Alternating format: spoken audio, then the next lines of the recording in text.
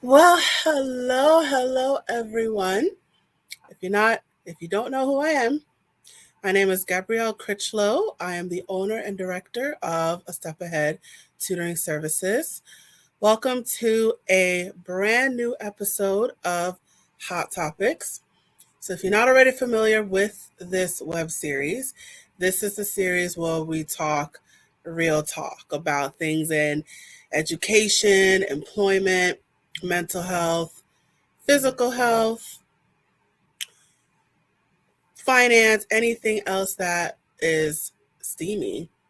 So today is a special episode because we are live streaming this. We are live streaming this on our Facebook page, on our YouTube channel, and we're even giving Twitter a shot. I'm looking to see how that turns out. And this is a special one because we are gearing up for our virtual event, Homeschooling 101. So let me just put up my little banner here.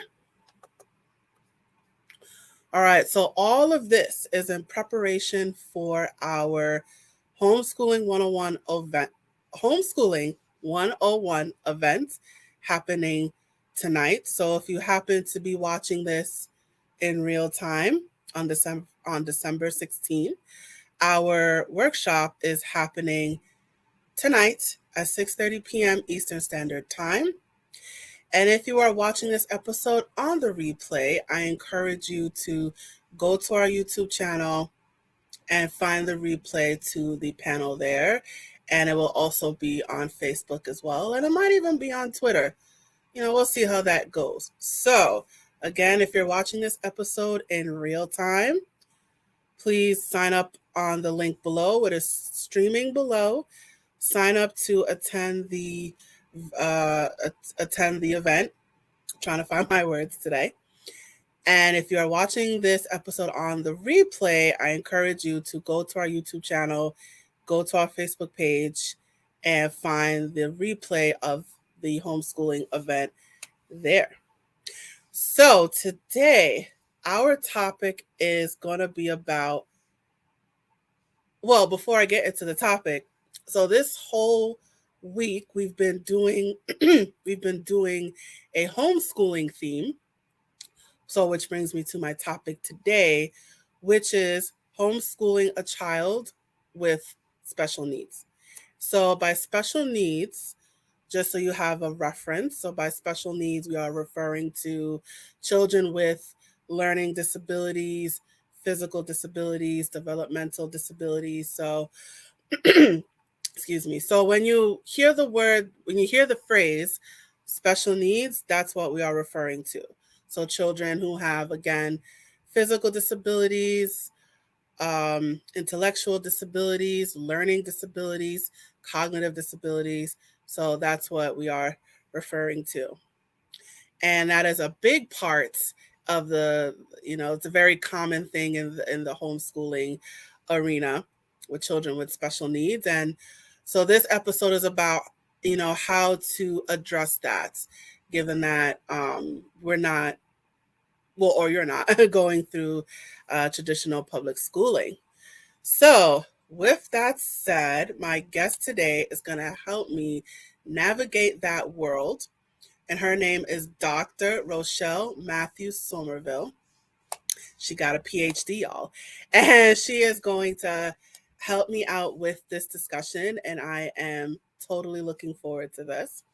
So I'm just going to get right into it. So, who is Dr. Rochelle Matthews-Somerville? I'm going to tell you who she is. Okay. Excuse me.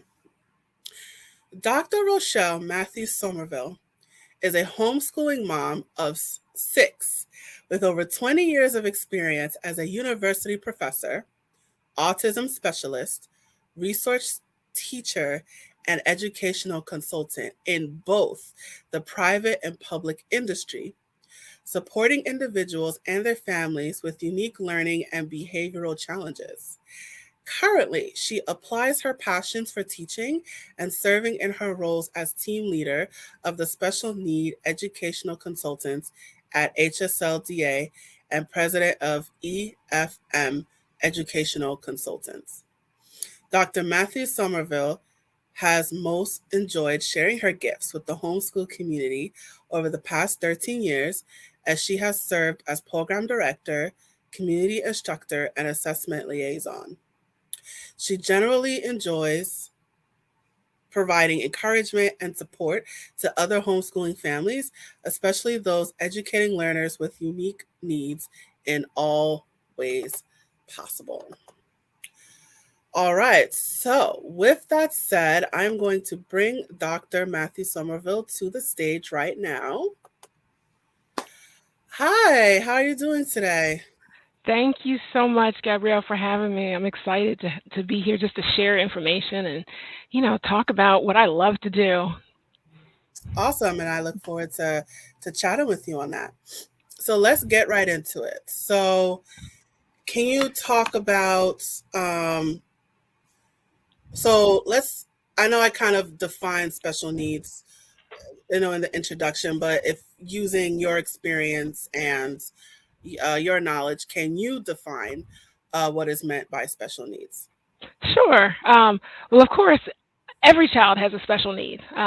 Even children that are not diagnosed with any specific disability has some type of special need. But for all practical purposes, when we're talking about children with special needs, we're typically talking about those that have been diagnosed with some type of learning deficiency, but you also have the other end of the spectrum, and it's the other end of the spectrum that sometimes we forget about, because a lot of times students with gifts they also fall under that category of special needs, because a lot of students with disabilities also are twice exceptional, and so they come with a lot of gifts. When we think of, like, for example, autism, you have Asperger's syndrome, and a lot of those students have some quirky things that are about them, and they may have some deficiencies socially, but they also have really, a lot of them have gifts intellectually. And so you may have some twice exceptional students there that have gifts and learning disabilities, or, you may have students with some high anxieties to the point where there is considered a disability, whereas at the same time they may have gifts in some other areas. And so when we talk about disabilities, we're not only talking about those traditionally that have some deficiency cognitively. You may also have students with impairments physically, emotionally, and so the whole gamut of some type of impairment that students typically have. But again, you have to remember those at the other end of the spectrum that have gifts that also require special attention. So that's kind of what we're talking about when we talk about special needs. Thank you so much for that.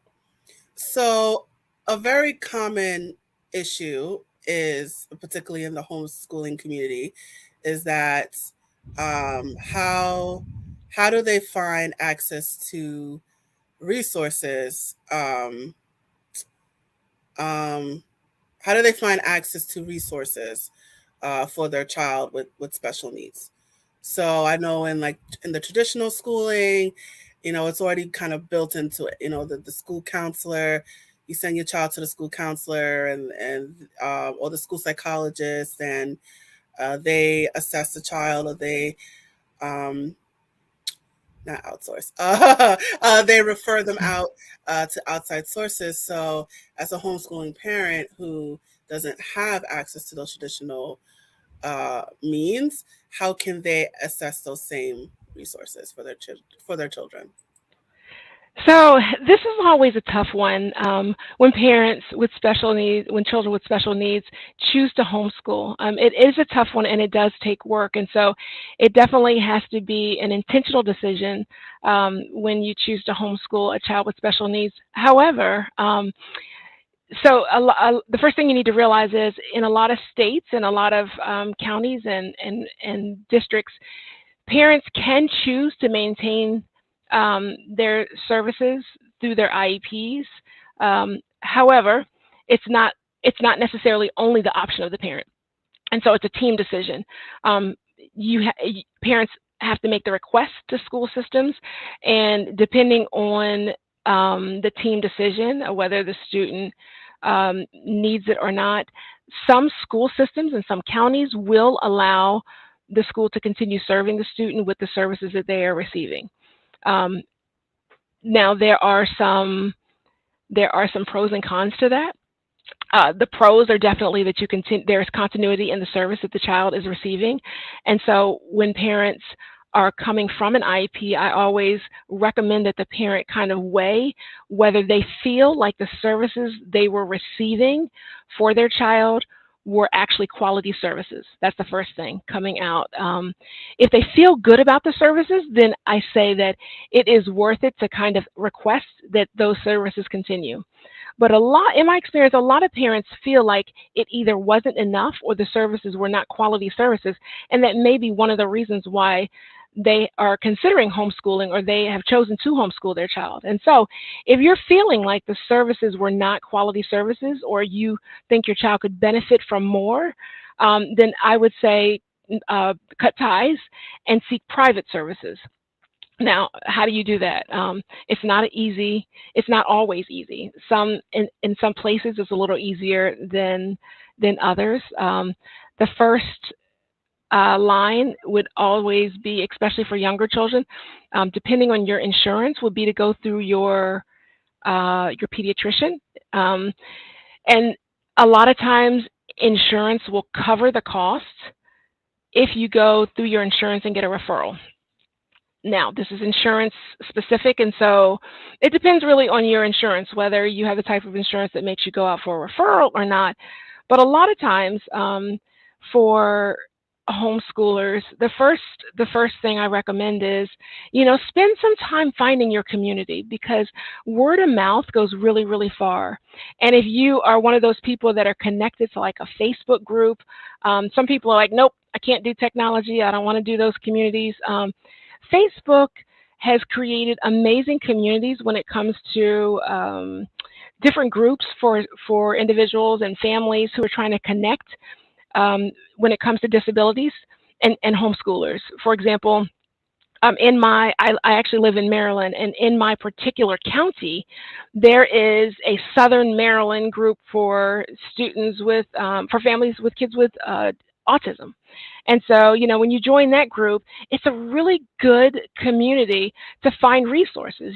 Parents though out there, I'm looking for a psychiatrist, in this area, because a lot of times when you don't have that, you don't know who's in your area. And so it's a really good platform to start off with, to find professionals in your area, to start that resource bank. And as people have good experiences as well as bad experience, they start to share that information with each other. And it's really powerful, the way that parents really support each other, because the agendas are all the same, to serve their kids with the best resources. And so that's one starting place.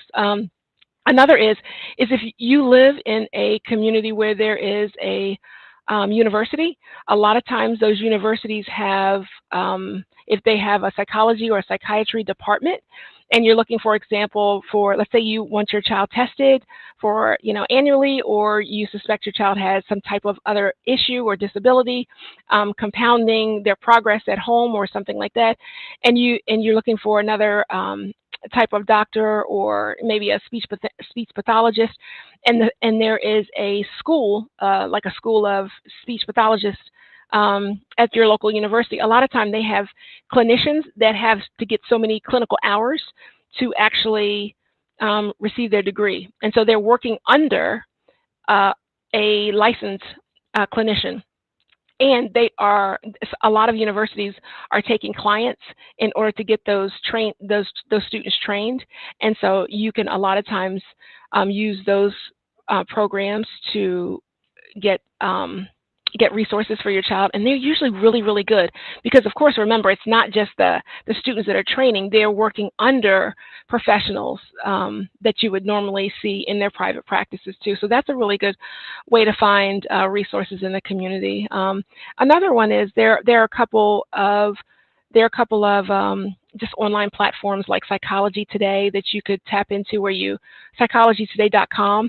Where you would put in your zip code to find local professionals in your area. So if you're looking for a vision specialist or a psychologist or a speech language pathologist, you put in your zip code and you'd say, okay, I want somebody 5 miles away, and you would find a professional in your area. So there are lots and lots of ways to find resources in your area, but sometimes what it takes to find those resources is connecting with the community to start helping to share how to make those connections. And so making those initial connections isn't always easy, and until you make those connections with other people who can share the information with you. So I really, really recommend that if you are really starting out homeschooling a student or a child with special needs, that you find your community to kind of help with finding those resources, because finding the resources is not easy, but they are out there and it is completely doable. So I just encourage you to find your community. Thank you so much for that. And before I continue, I just want to remind you guys that this is an interactive episode. So if you are watching this in real time, please leave your questions and comments in the chat. Any particular questions, we will do our best to answer them. So again, this is an interactive episode and I encourage you to participate. So if you have any questions, please put them in the chat. Now, you, Dr. Somerville, you mentioned earlier about IEPs, which is short for Individualized Education Plan. So do those plans apply to homeschool children, or is it just for the traditional, those that are being educated traditionally? So can a child who is being homeschooled get an IEP?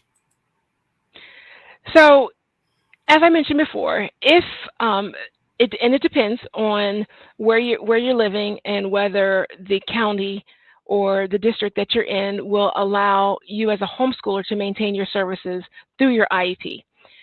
So you can request that through your meeting, as you would through your, at the end of the year, or wherever you want to pull your team together when you're deciding to pull your child or declare to homeschool.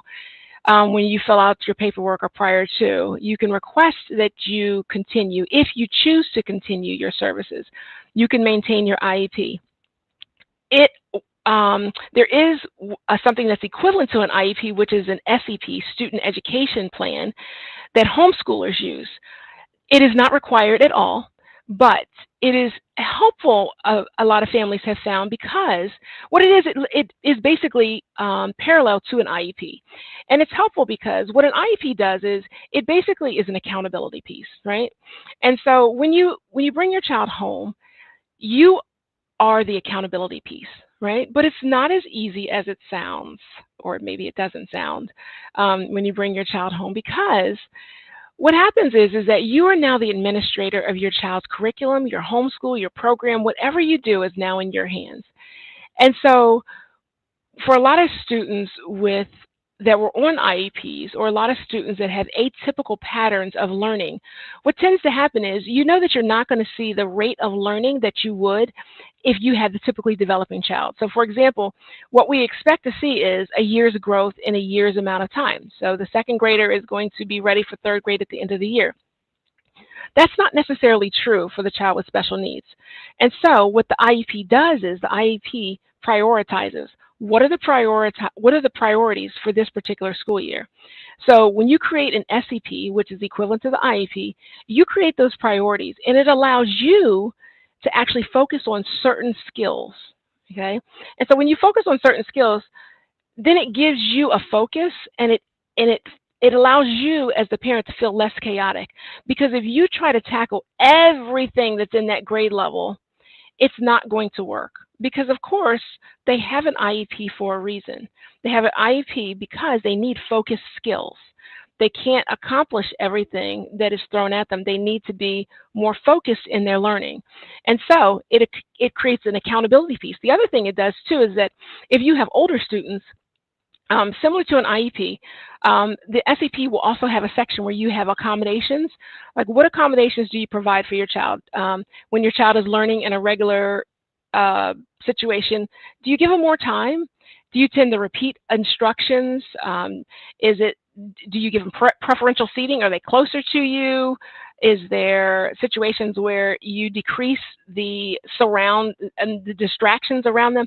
All of those things think about that you naturally do, because as they get older, and let's project a little bit further, when they're in middle school, upper middle school, transitioning to high school, maybe let's say you have a high school or 10th grader, and now you're ready for them to take the PSAT or the SAT. Okay, well, we need some accommodations, right?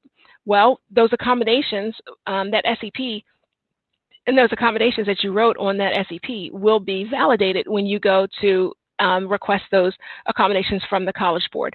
The same way that the 504 plan or the IEP accommodations would be turned in to request accommodations in a public school situation, you can use your SEP as documentation for accommodations. Also, as you are matriculating through elementary school, when you have those accommodations documented, and let's say at the end of the year, if your state requires you to do end of the year testing, there are a lot of standardized tests that if you have accommodations documented, you are allowed to use those accommodations when you provide end of the year testing for your child. And so there is value in creating an SEP at home for your child, even though, again, it is not required at all. It simply provides accountability piece. It helps you a little bit. And not only that, when you have to turn in documentation, that accountability piece is really helpful, because when you turn in documentation, nobody will look at you and say, well, I don't understand why this student is not making progress. And you can say, well, wait a minute, here's the child's SEP. This is what we were working on this year. These were the goals, and look how far we've gotten. And so it makes you feel a little bit better too, because if you have focused goals, as opposed to saying, well, we're going to get through everything that all second graders do, it will make you feel very accomplished as you can check off the boxes for what you're accomplishing. So I'd like to learn more about this SCP. So how does a parent get one? Where does one start? So there is actually so in SAP, there's a form. So at HSLDA, at HSLDA, we actually have a template for it. It's a very generic template. And so you may be able to just Google. It really honestly looks like a the template of an IEP. So IEPs generally are generic. It has the same type of information on it. At the very top, it has your information about, your background information, your name, your parent's name, your birthday. It has your just your background information, and then it jumps to any background information you want to provide, and then it goes to your goals and objectives. The SEP is very, very similar. The template is just a template.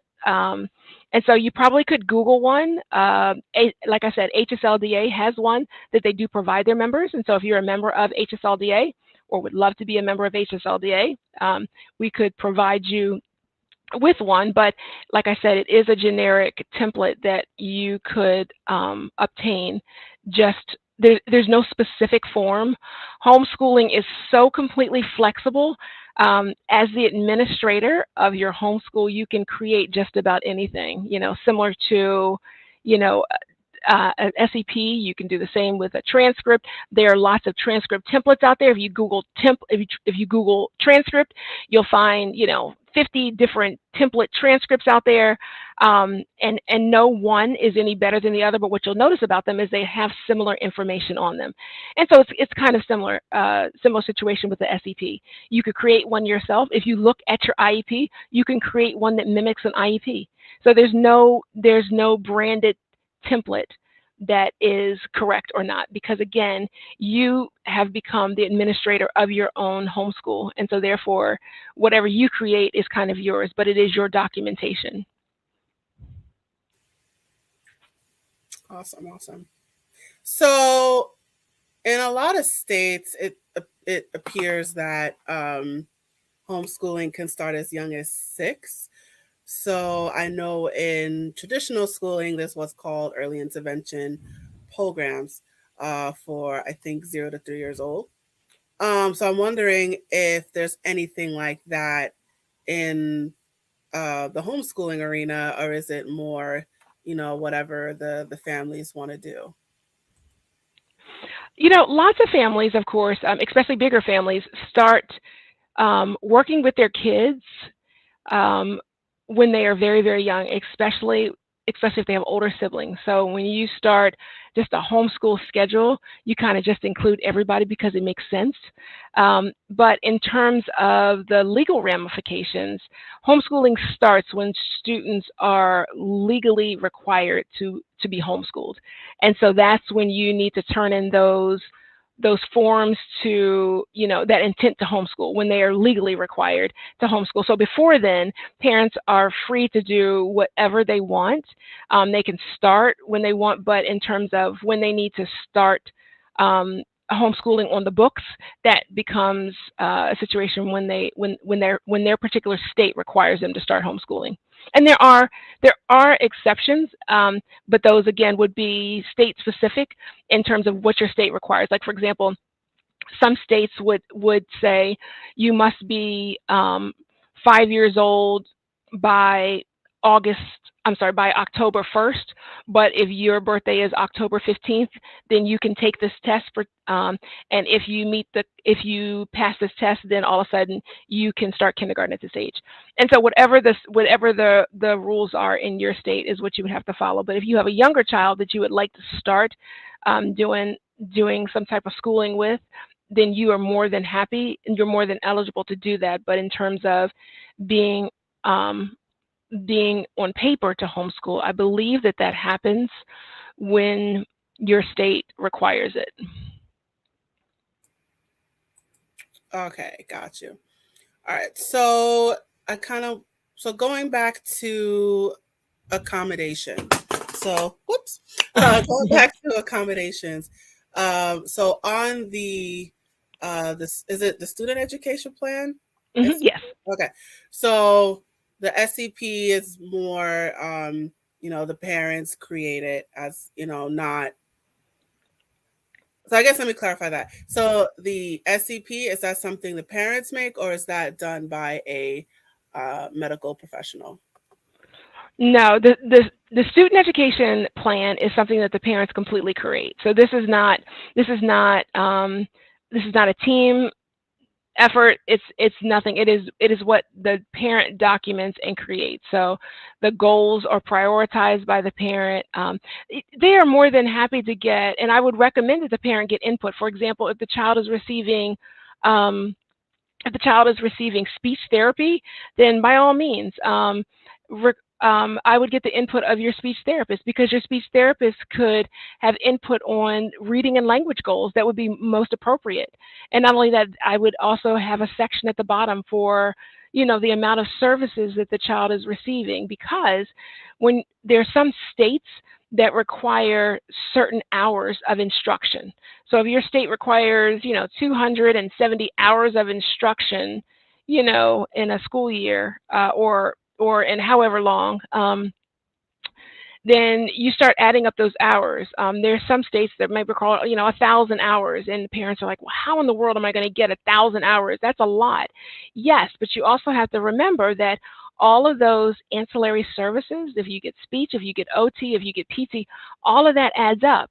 And so when you put those goals on there, that's part of the instruction too. And so sometimes we have to kind of think outside of the box, because learning doesn't just happen from 9 to 3.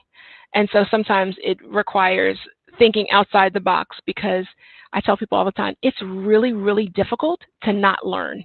But sometimes we have to kind of unschool ourselves to kind of think outside the box in terms of how we document what we do, especially when it comes time for students with special needs, because a lot of times they don't have those, they don't have the ability to sit at a table and work, and sometimes they don't even have the skill levels to be able to produce the amount of work that would allow them to sit at a table for hours on end, or 3 or 4 or 5 hours to sit at to produce the amount of work that would take that along at a table.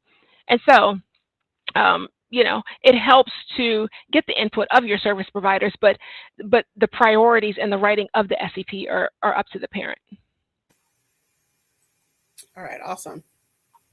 So now that that's clarified, so so going back to accommodations, so so try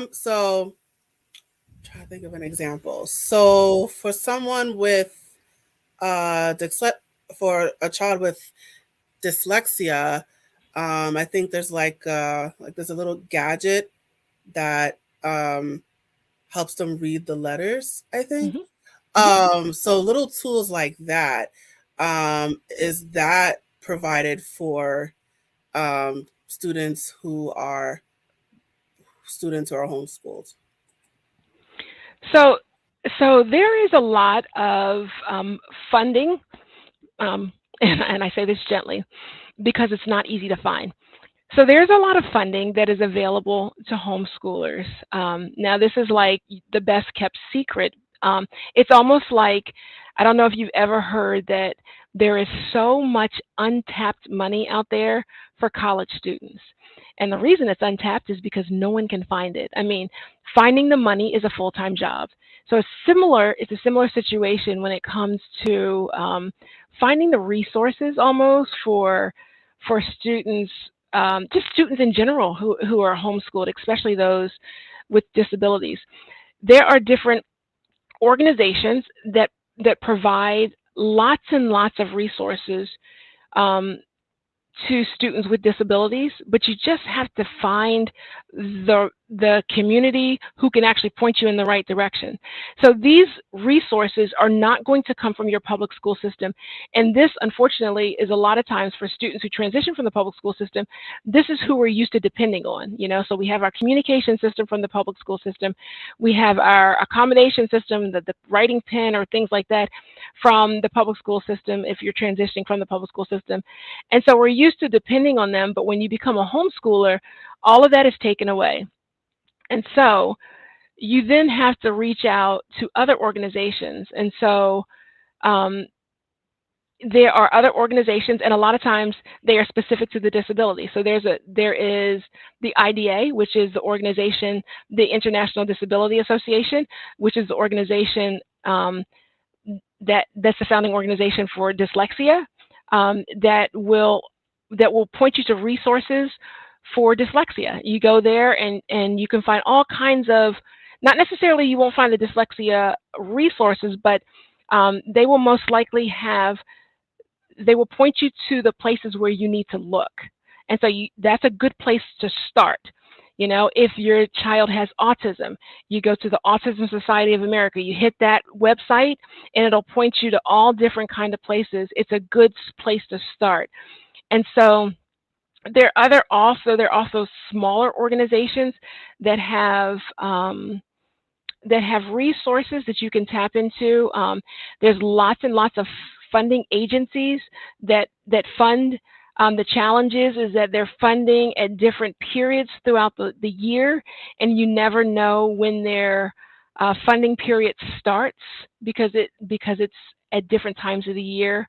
But again, for those that are HSLDA members, we always have a list of organizations, and although we don't necessarily know the start and stop dates of these organizations, it's really helpful to kind of put them in your toolkit so that you have the name of them, and just as you get the opportunity, you can kind of make a list of them and call them and find out when these organizations will open their funding.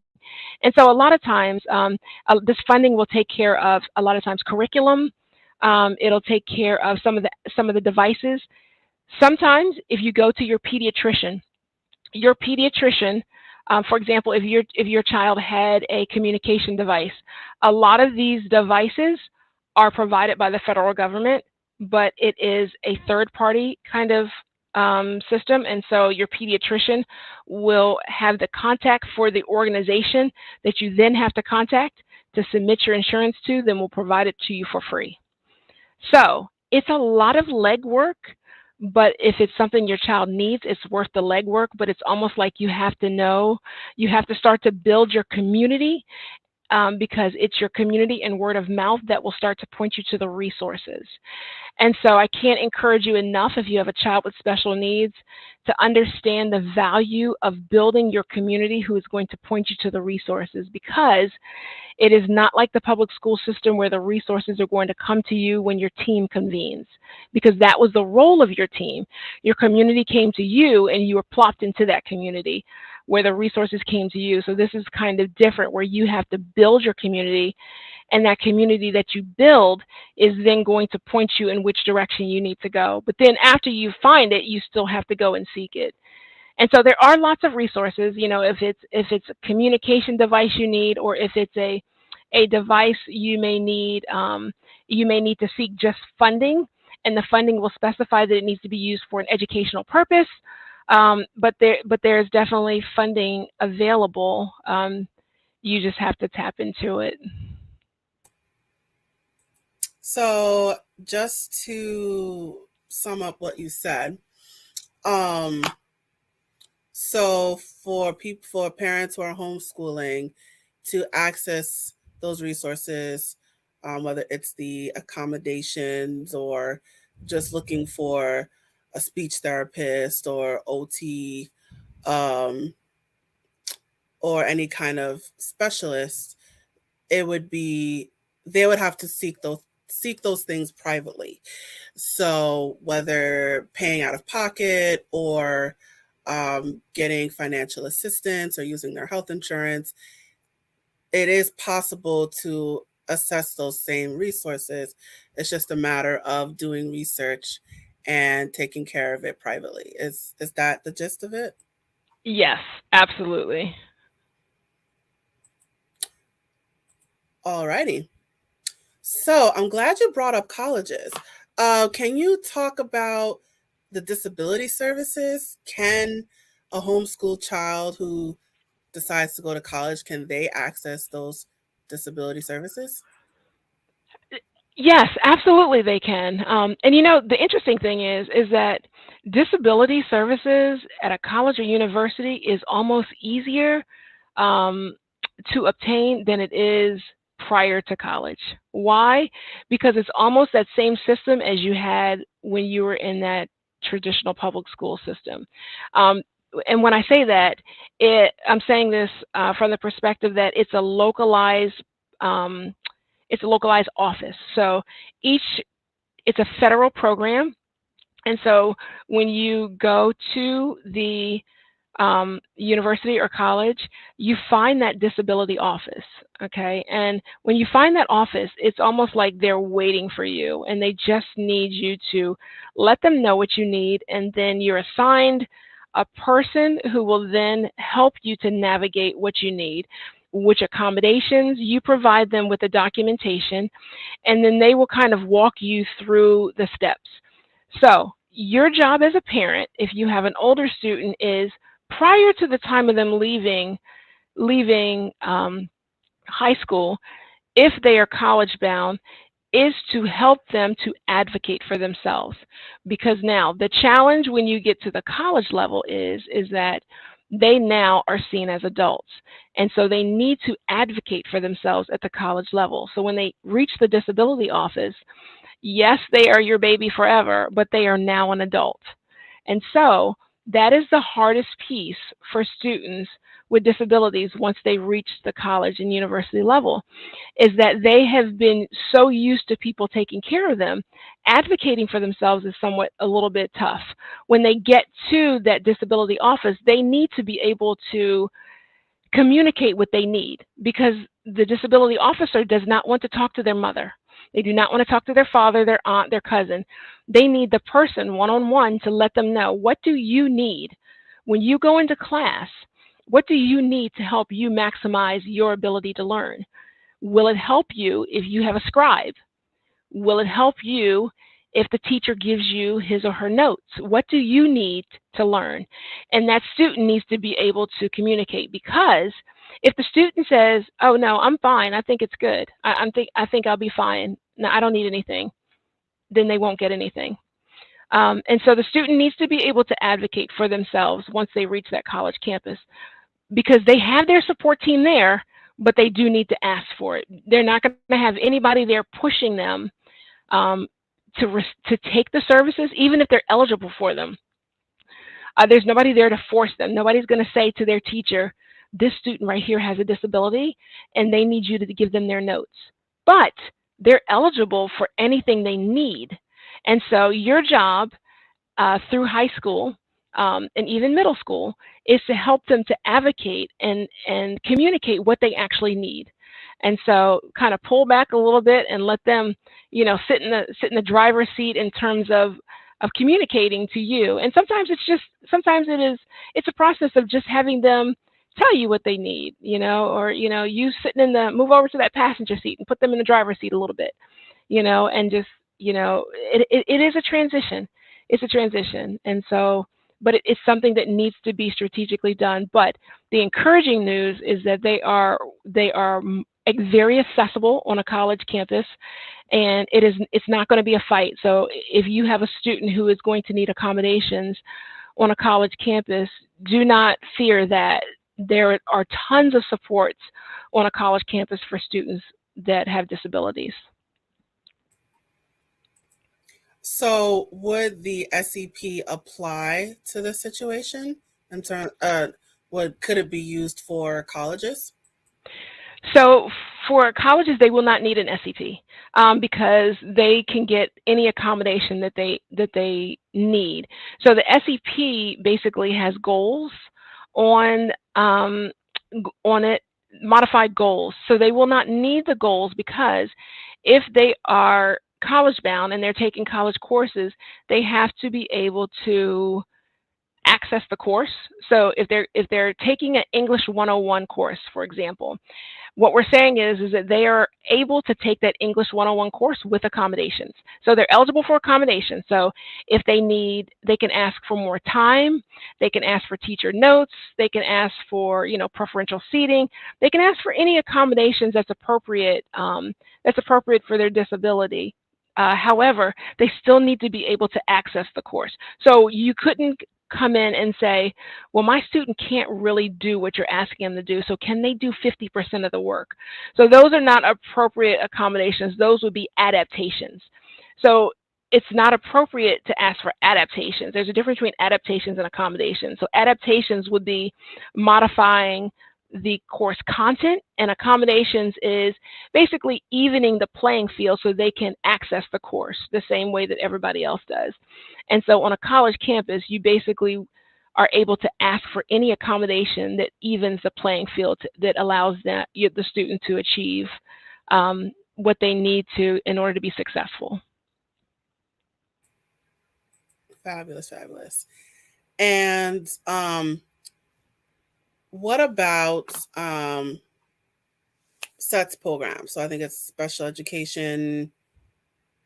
I forgot what the TSS means, but I don't know if you're familiar with SETS. Might be a New York City thing, but SETS programs. I forgot what the acronym stands for, but basically they can have for like traditional schooling, they can have tutors sent to their homes. Who have those credentials. So I'm wondering if homeschooled children have access to that as well. So are you referring to elementary, or just you're not talking about the college anymore? You're talking about just Yeah, I'm away from colleges now. So now it's back to elementary, middle school, high school. Sure. So some state laws will specify for you. You have options of homeschooling, and some of those options are that the parent will be the primary teacher, that a tutor, they call them a tutor, which is a certified teacher, will be the primary teacher, and other options are that they will attend some type of virtual school. So, and this is state specific, and so depending on what your options are to homeschool, then you may choose that option. Now, while I say that, I here in Maryland I am homeschooling my kids, and I can still have a tutor come in and teach my kids any content area that I choose, as long as I remain the primary person who is responsible for their home education program. So, for example, if I chose, like, for example, let me take my son, for example. When my son, clearly, he is now a freshman. He is completing his first year as a freshman at UMBC. And when he was in 10th grade, I could clearly see that he had gifts in math that stretched way beyond what I was able to do. And so around 10th grade, we started to outsource math when he hit calculus. And no, I'm sorry, when he hit pre-calculus. And so when in his senior year, he took AP Calculus, and he literally took it with somebody else. I could not teach AP Calculus. So all through his senior year, he took AP Calculus with somebody else. So, but I was still responsible for his homeschool program, even though he took AP Calculus with somebody else. And so you can still have somebody else teach a course. He was still under my administration for the rest of his program. And that is fine. We also do Classical Conversations, which is a nationwide homeschool program where we go into school once a week, and the rest of the week I teach him at home. And so somebody else taught him once a week in all subject areas. And so it was a combination of having a tutor sometimes, and then for some subject areas like math, somebody else taught him. So that was allowable, even though my option is that I teach him all the subject areas, because while somebody was just teaching him one subject, that was still allowed. So you can still outsource some of your subject areas as long as somebody is not teaching everything, unless that is the option that you have chosen for your homeschool and you are in a state that allows that. So in some situations, yes. Awesome, awesome. All right, so we're starting to wind down a little bit. So can you talk about why a lot of parents who have children with special needs, why they choose to homeschool as opposed to going through traditional schooling? Because I find that it seems to be a very common thing. So I'm wondering why you think parents with children who have special needs, um, why they choose to homeschool as opposed to going through traditional schooling. I think there are two different ends of the spectrum here. There are a group of parents who are running, I believe, from a system who I think is failing their children. They're looking and they're feeling like the services they're getting through speech and OT and PT simply aren't enough, and the services that they're receiving aren't enough, and that their kids are not being um, they're not being pushed to their potential.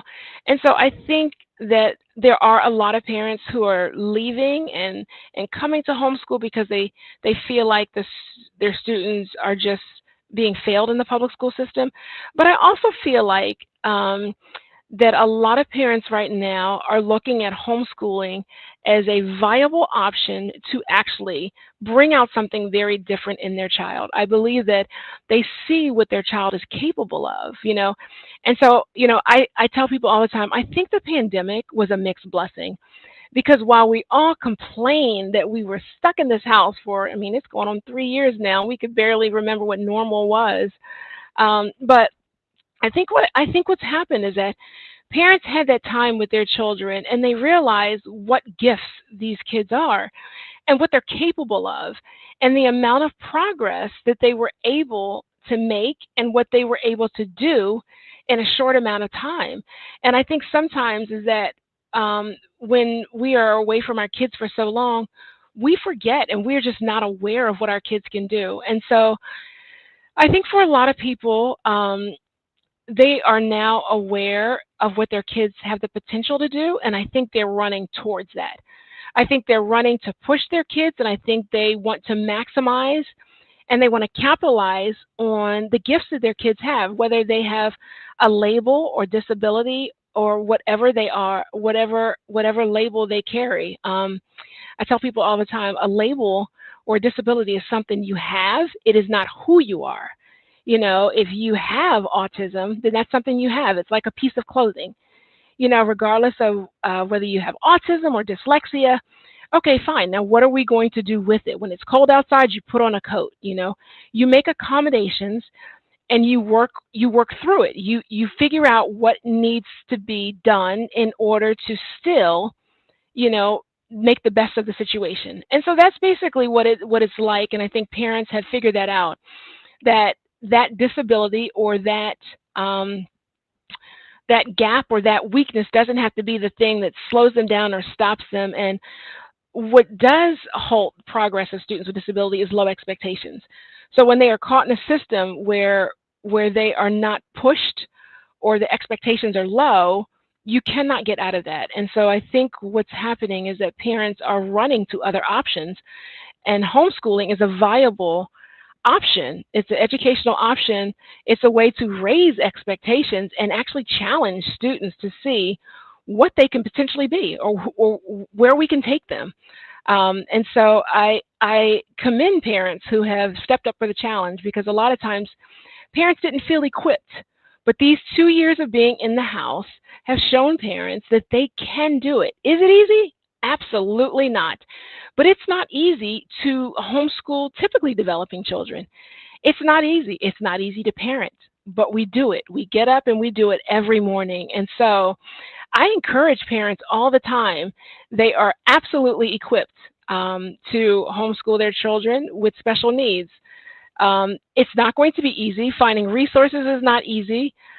Finding services is not easy, but it's absolutely doable. You just have to find your community who will help you to build your resource bank.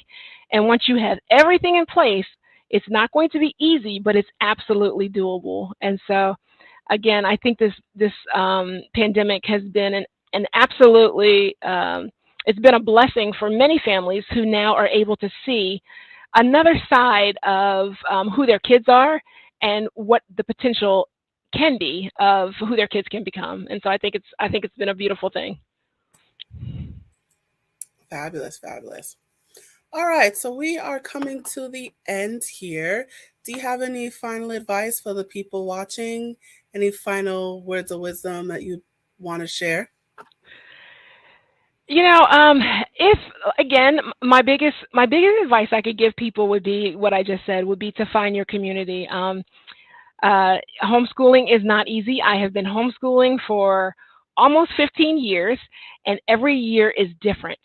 I can't say that it has become easier. It has been different.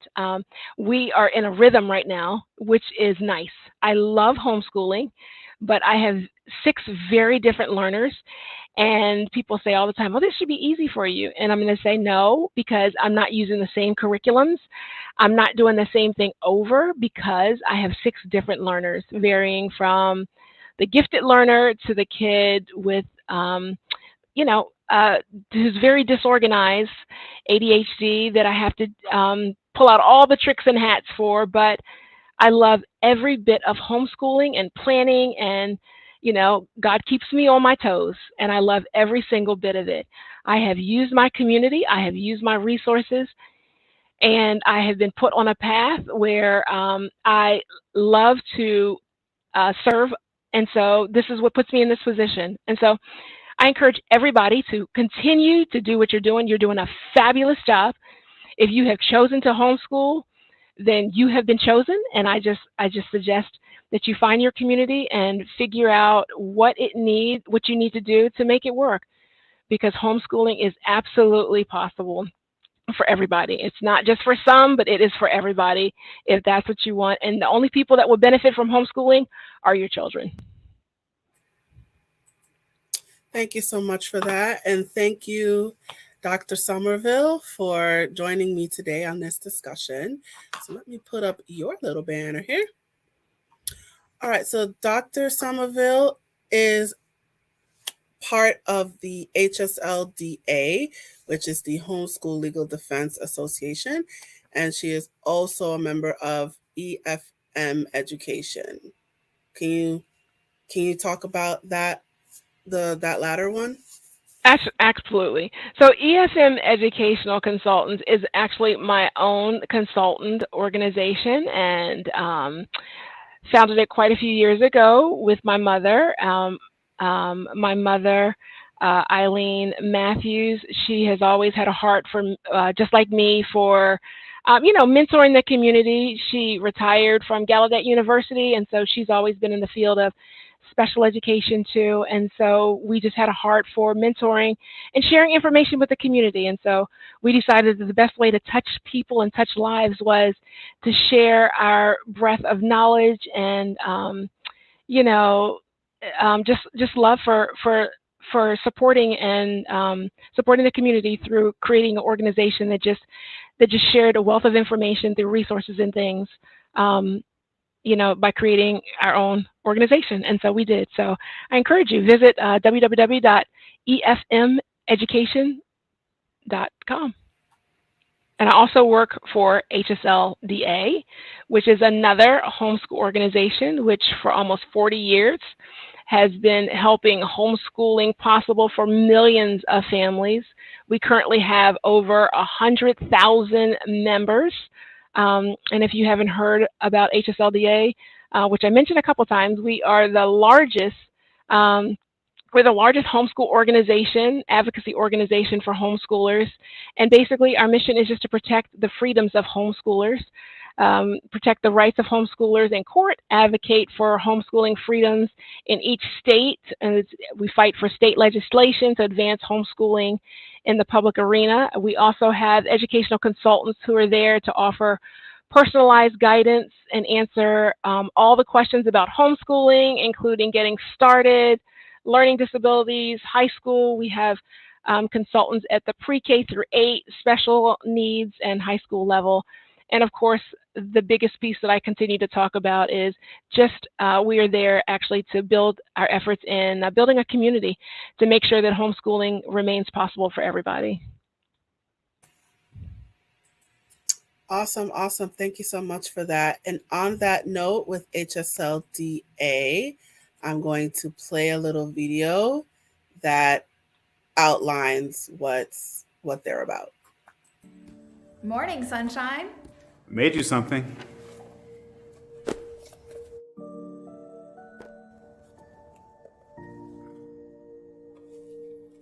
It's empty. It's empty for now.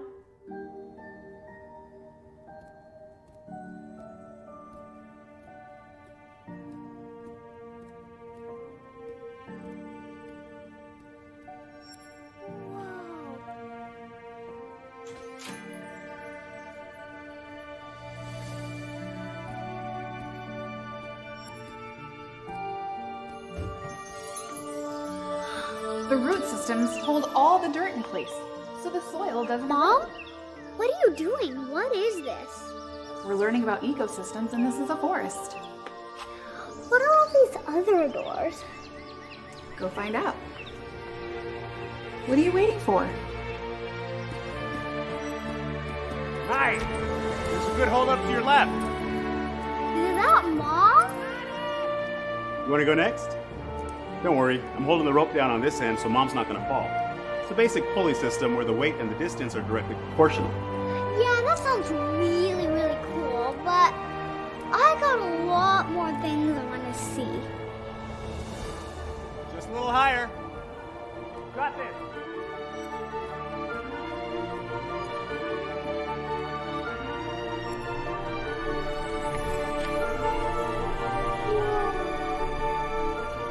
Pretty beautiful, huh?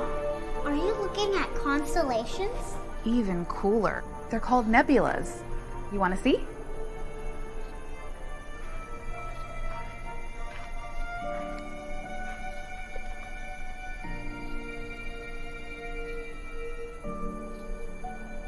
Wow, What do you think?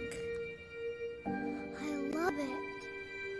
So when we're done here, where do you want to go next?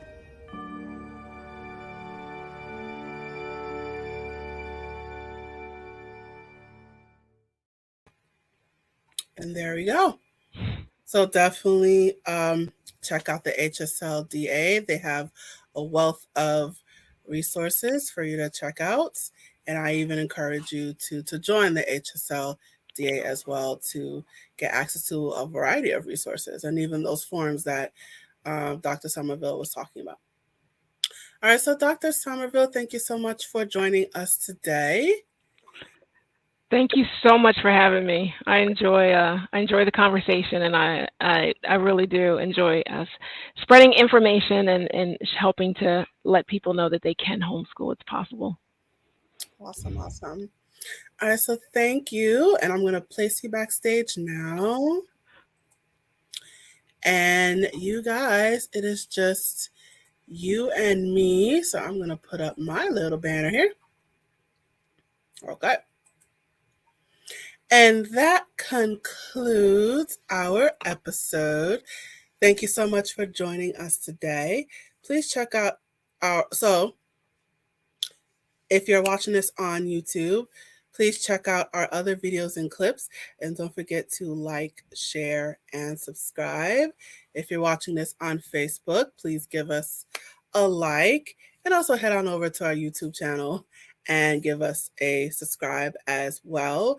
And if you just so happen to be watching this on Twitter, please follow us on Twitter. Then head on over to Facebook, give us that like, and then head on over to YouTube and give us that subscribe. Also, for our YouTubers and our Facebookers, let us know what you thought about this episode by leaving a comment in the comment section below. And if you would like to learn more about A Step Ahead Tutoring Services, you can find us on our various platforms, which is scrolling right below, and some that I mentioned to you just now. And we are also online. Our website is www.astepaheadtutoringservices.com. So normally at this point, I would talk about my crowdfunding campaign, but because HSLDA is a nonprofit, I'm going to encourage you to head on over there. Their website is hslda.org and make a donation today. You can donate your money or your time. Just donate. Please support that organization.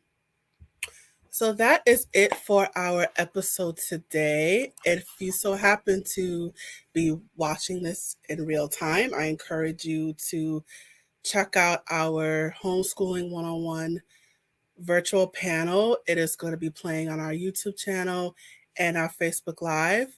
At this point, signing up has probably been cut off at this point, but you could still go to our YouTube channel and our Facebook page.